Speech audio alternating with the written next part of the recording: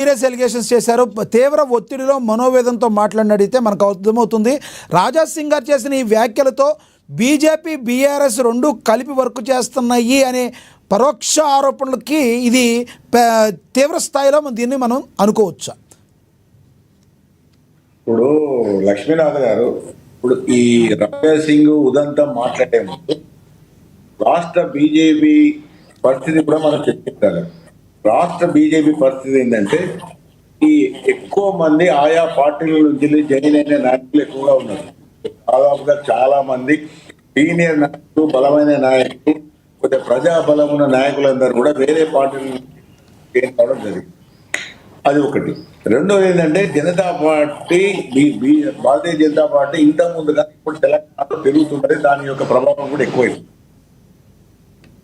దాదాపుగా నేను అనుకుంటా 2028 ఎలక్షన్లలో కూడా బీజేపీ ఒక తీవ్రమైన పోటీ కూడా ఇచ్చే పరిస్థితిలో ఉంటుందని కూడా జనాలు అనుకుంటున్నారు. అయినప్పుడు బీజేపీకి వచ్చిన సమస్య ఏమవుతున్నదంటే బీజేపీకి ఇప్పుడే కాదు, గత 4-5 సంవత్సరాల నుంచి కూడా ఇదే అంతర్గత కుమ్ములాటలు, గుప్పట్లు, చాలా మంది కూడా వెళ్ళిపోయి వేరే వేరే పార్టీలు కలవడం ఇవన్నీ కూడా చూస్తున్నాం మనం. కొందరు చేయలేదు, మళ్ళీ బయటకు వేరు. ఇప్పుడు భారతీయ జనతా పార్టీకి ఉన్న ప్రధాన సమస్య ఏంటంటే ఒక సరి అయిన ఒక నాయకుడిని ఎన్నుకొని ఆయనకు బాధ్యతలు అప్పగించి ఈ రాబోయే ఎన్నికలలో ఒక రథసారథిగా ఉండి ఈ రాష్ట్రంలో బీజేపీ పార్టీని అధికారంలో తీసుకురావాలి. ఇది ఇప్పుడు జరుగుతున్నది ఏంటంటే కూడా చాలా మంది బీజేపీ రాష్ట్ర అధ్యక్షులుగా చాలా మంది కూడా ఆశిస్తున్నారు. చాలా మంది ఒక విధంగా నాకు ఉద్దేశం ఏంటంటే రామచంద్రరావు అనే ఒక వ్యక్తిని ఒక స్టాప్ గ్యాప్ అరేంజ్మెంట్స్ అంటే ఈ అంతర్గతంగా చాలా సమస్యలు ఉన్నాయి కాబట్టి బీజేపీ కిషన్ రెడ్డి గారు ఉన్నారంటున్నారు కాబట్టి ఏదో ఒక మామూలుగా అంటే ఈ విషయాన్ని సర్దుబాటై అందరూ పులికచ్చు ఒప్పుకున్న తర్వాత ఎవరో ఒక బలమైన నాయకుడు పెడతాం అనుకున్నారేమో కానీ రామచంద్రరావు పాపిరెడ్డి గారు ఒకసారి పాపిరెడ్డి గారు నాది ఒక క్వశ్చన్ ఉంది, మీరు దానికి సమాధానం చెప్తే మీ విశ్లేషణ బాగుంటుంది. క్వశ్చన్ ఏంటంటే ఇప్పుడు రామచంద్రరావు గారు ఇప్పుడు వచ్చారు, గతంలో మీరన్నట్టు నిజంగా భారతీయ జనతా పార్టీ బలపడాలి అంటే బండి సంజయ్ గారి నాయకత్వంలో చాలా అగ్రెసివ్గా ముందుకెళ్ళింది. ఆ స్టేజ్లో ముందుకెళ్ళి మన ఎలక్షన్లో కన్నా ఉంటే ఈ రోజున భారతీయ జనతా పార్టీకి మరిన్ని సీట్లు వచ్చాయనేది బయట వినబడుతున్న టాక్. అయితే ఇప్పుడు మళ్ళీ బండి సంజయ్కి ఆప్షన్ ఇవ్వచ్చు, కానీ తీసుకోకుండా రామచంద్రరావుకు ఇవ్వటం వలన ఒక లోపాయికారీగా కాంగ్రెస్ని దెబ్బ కొట్టే విధంగా ఉండాలి అంటే మీకు ఎన్ని ఎంపీ సీట్లు కావాలి? ఓకే, మీకు కావాల్సిన ఎంపీ సీట్లు. బీఆర్ఎస్ పార్టీని బాగా చంపేస్తే దానివలన ఉపయోగం కాంగ్రెస్కు పెరిగిపోతుంది కదా, తద్వారా బీజేపీకి మైనస్ అవుతుంది కేంద్రంలో. తద్వారా కాబట్టి అగ్రెసివ్గా వెళ్ళే బండి సంజయ్ని పక్కన పెట్టి మరి వేరే వాళ్ళని ట్రై చేయటం, కిషన్ రెడ్డిని ట్రై చేయటం ఈ రకంగా చేసింది. కేవలం కాంగ్రెస్ ఎదుగుదలని తిప్పికొడటానికి భారతీయ జనతా పార్టీ తను తగ్గించుకొని బీఆర్ఎస్ని పెరిగేట్ చేస్తుందన్న ఒక విమర్శ ఉంది. వాస్తవం ఉందంటారా?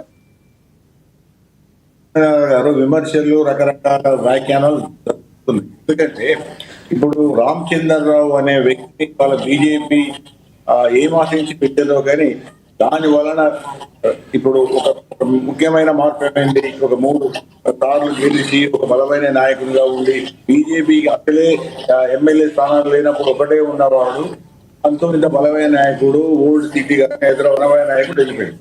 మరి వెళ్ళిపోవడంతో నేను నష్టమవుతుందా కాదా ఏమైతుందనేది తర్వాత విషయం. అయితే జరుగుతున్నది అంటే ఇక్కడ నేను చెప్తున్నా లక్ష్మణ్, ఇక్కడ ఏమైతున్నదంటే బీజేపీ ఒక దిక్కు పెరగాలంటే అంతర్గత చాలా సమస్యలు ఉన్నాయి. ఏ విధంగా ఇంతవరకు అధినాయకత్వం కానీ రాష్ట్ర నాయకత్వం కానీ అది పరిష్కరించలేకపోతున్నది.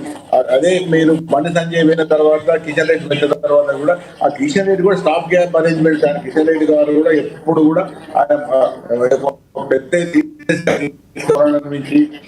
పెద్ద ఎత్తున అటు బీఆర్ఎస్ తోని కాంగ్రెస్ తోని యుద్ధాలు చేసిన దాఖలాలు కూడా మనకి ఎక్కడ కనబడేది.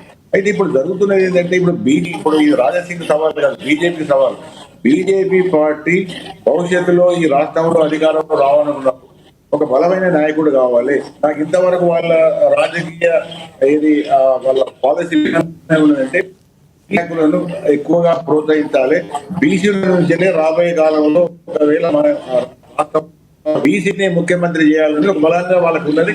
పోయినసారి కూడా చెప్పారు, ఇప్పుడు కూడా వాళ్ళ పార్టీ చదివినది బీసీ నాయకులకి ఒకవేళ మేము మాకు అనుకున్న సీట్ వస్తే మేము బీసీ నాయకుడిని సీఎం చేయాలి. అటువంటిప్పుడు ఇది జరుగుతున్నది ఏంటంటే బీసీల మధ్య పోటీ ఎక్కువ ఉన్నది, వాళ్ళ మధ్య సమైక్య వస్తలేదు, ఆ సఖ్యత వస్తలేదు. కాబట్టి ఈ రామచంద్రరావు అనే వ్యక్తిని కేవలం ఒక కొంత ట్రాన్సిషన్ పీరియడ్ అంటే ఒక 6 నెలలు 7 నెలలు పెట్టి మళ్ళీ ఏమైనా ట్రై చేస్తారో తెలియదు. కానీ రామచంద్రరావు గారికి ఎటువంటి ప్రైజ్ రాదు. ఎందుకంటే ఆయన ఆయన పెద్ద బలమైన వర్గాలు కూడా లేవు.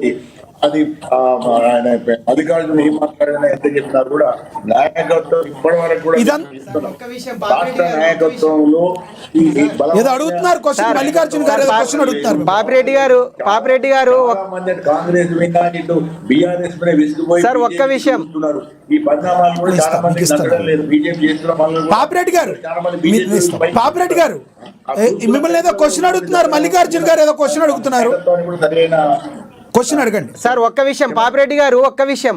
ఈరోజు మీడియా ముఖంగా ఈరోజు డిబేట్లో పాల్గొన్నటువంటి పెద్దలకు కావచ్చు, అటు మన బీఆర్ఎస్ మిత్రులు రామ్మోహన్ అన్న గారికి కావచ్చు, మీకు కావచ్చు, అదేవిధంగా కాంగ్రెస్ టీఆర్ఎస్ నాయకులకు అందరికి కూడా మేము ఒకటే చెప్తున్నాం. ఈరోజు రామచంద్రరావు గారిని సోషల్ మీడియా వేదికగా చాలామంది డమ్మీ అని చెప్పేసి పేర్కొంటున్నారు. ఈరోజు ఒకటే స్పష్టంగా చెప్తున్నాను సార్, 2 విషయాలు. ఒకటి, మొట్టమొదటి, ఇదే బీఆర్ఎస్ మీద ఇదే కాంగ్రెస్ మీద అలుపెరగని పోరాటం చేసిన పార్టీ భారతీయ జనతా పార్టీ. 2, ఈరోజు డమ్మీ అని చెప్పి సోషల్ మీడియాలో ఎందుకు ట్రోల్స్ చేస్తున్నారంటే రామచంద్రరావు గారి నేపథ్యం బలమైనది. ఎందుకంటే ఏబీవీపీ విద్యార్థి నాయకుడిగా పనిచేశారు, విద్యార్థుల కోసం పనిచేశారు, పెద్ద నాయకులు జైల్లో ఉంటే కూడా ఈరోజు పోరాటం చేశారు. అదేవిధంగా ఈరోజు యువమోర్చా స్టేట్ సెక్రటరీగా వర్క్ చేశారు ఏబీవీపీ నుంచి. అదేవిధంగా బీజేపీ స్పోక్ పర్సన్గా పనిచేశారు. అదేవిధంగా ఈరోజు మాజీ ఎమ్మెల్సీగా పోటీ చేసి ఎమ్మెల్సీగా గెలుపొంది ఈరోజు ఎమ్మెల్సీ నుంచి స్టేట్ ప్రెసిడెంట్ అయితే రాబోయే రోజుల్లో బీఆర్ఎస్ అయినా కాంగ్రెస్ అయినా ఉత్సవ విగ్రహాలుగా మమ్మీలుగా మారే పరిస్థితి వస్తుందని చెప్పేసి ఈరోజు మా నాయకుడు ఈరోజు రామచంద్రరావు గారిని ఈరోజు ఈ విధంగా ప్రకటనలు చేస్తున్నారు. ఒకటి సార్, రాబోయే రోజుల్లో ఖచ్చితంగా ఈరోజు మనం చూస్తే అటు ఆంధ్రప్రదేశ్లో కానీ ఇటు తెలంగాణలో కానీ ఏబీవీపీ నేపథ్యం ఉన్నటువంటి బలమైన నాయకులకు ఈరోజు అవకాశం ఇచ్చారు. ఖచ్చితంగా రాబోయే రోజుల్లో తెలంగాణలో రామచంద్రరావు గారి నేతృత్వంలో బీజేపీ సొంతంగా ఏర్పడుతుంది. రాష్ట్రంలో కూడా బలమైన శక్తిగా అవతరిస్తుందని చెప్పేసి మేము భారతీయ జనతా పార్టీ కార్యకర్తగా యువ నాయకులుగా ఈ రోజు బలమైన విశ్వాసాన్ని వ్యక్తం చేస్తున్నారు. మల్లికార్జున గారు, ఇది ఆయన పాపిరెడ్డి గారి టైము, మీరు నోట్ చేసుకుని మీ టైంలో మీరు చెబితే